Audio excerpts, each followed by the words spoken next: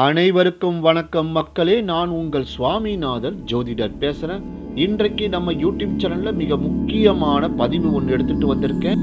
பதிவுக்குள்ளே போகிறதுக்கு முன்னாடி நம்ம யூடியூப் சேனலில் யாரெல்லாம் சப்ஸ்கிரைப் பண்ணலையோ சப்ஸ்கிரைப் பண்ணுங்க, ஷேர் பண்ணுங்க, லைக் பண்ணுங்க. இப்போ பதிவுக்குள்ளே போயிடலாம். உங்கள் இல்லத்தில் எதிர்மறை ஆற்றல்கள் விலக அம்மன் வழிபாடு. ஒருவருடைய வீட்டில் தொடர்ச்சியாக பிரச்சனைக்கு மேல் பிரச்சனை வந்து கொண்டிருக்கின்றது, துன்பங்கள் ஏதாவது ஒரு ரூபத்தில் தொடர்ந்து கொண்டே இருக்கின்றது என்று நினைப்பவர்கள் முதலில் தங்கள் வீட்டில் ஏதோ எதிர்மறை சக்திகள் இருக்கின்றது என்பதையே நினைப்பார்கள். இந்த எதிர்மறை சக்திகளை நீக்குவதற்கு பல பரிகாரங்கள் இருக்கின்றன. மேலும் இந்த பரிகாரங்களை பயன்படுத்தி பணத்தை வாங்கி சம்பாதிக்கும் நபர்களும் இருக்கின்றார்கள். எந்த ஒரு பிரச்சனைக்கும் தீர்வாக நாம் தெய்வத்தை தான் நாட வேண்டுமே தவிர்த்து வேறு யாரையும் நாடக்கூடாது.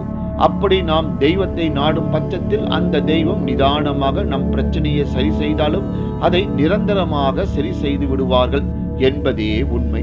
அந்த வகையில் இந்த ஆன்மீகம் குறித்த பதிவில் நம் வீட்டில் இருக்கக்கூடிய எதிர்மறை ஆற்றலை நீக்குவதற்கு எலுமிச்சப்பழத்தை வைத்து அம்மனை எப்படி வழிபாடு செய்வது என்றுதான் இந்த பதிவில் உங்களுக்கு சொல்ல போறேன்.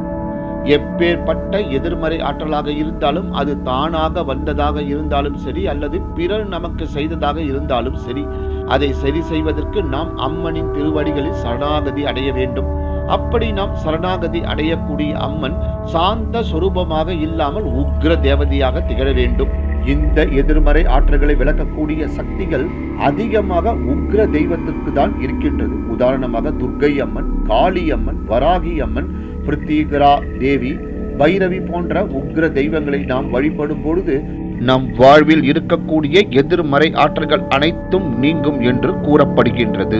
இந்த வழிபாட்டை பௌர்ணமி அல்லது அமாவாசை தினங்களில் செய்ய வேண்டும். 2 தினங்களிலும் செய்வதாக இருந்தாலும் எந்த தவறும் இல்லை. அருகில் இருக்கக்கூடிய உக்ர தேவியின் ஆலயத்துக்கு செல்ல வேண்டும். அவ்வாறு செல்லும் பொழுது கையில் 9, 18, 27, 36 போன்ற 9 வரிசைகளில் வரக்கூடிய எண்ணிக்கையில் எலுமிச்ச பழங்களை வாங்கி மாலையாக கோர்த்து கொண்டு எடுத்து செல்ல வேண்டும். இந்த மாலையை அம்மனுக்கு சாற்றிவிட்டு தீபம் ஏற்றி வைத்து உங்களுடைய பிரச்சனை என்னவோ, அதாவது எதிர்மறை ஆற்றல்கள் நீங்க வேண்டும் என்ற வேண்டுதலை மனதார முழு நம்பிக்கையுடன் அம்மனிடம் கோரிக்கையாக வைக்க வேண்டும். இப்படி கோரிக்கையை வைத்துவிட்டு வீடு திரும்பிய பிறகு வீட்டை கல் உப்பை போட்டு துடைக்க வேண்டும். இப்படி தொடர்ந்து 5 பௌர்ணமி அல்லது 5 அமாவாசை தோறும் செய்து வர உக்ர தெய்வமான அம்மன் நம் வீட்டில் இருக்கக்கூடிய எதிர்மறை ஆற்றல்களை அனைத்தையும் நீக்கி நேர்மறையான ஆற்றல்களை அதிகரிப்பதோடு நன்மைகள் அனைத்தையும் செய்வார்.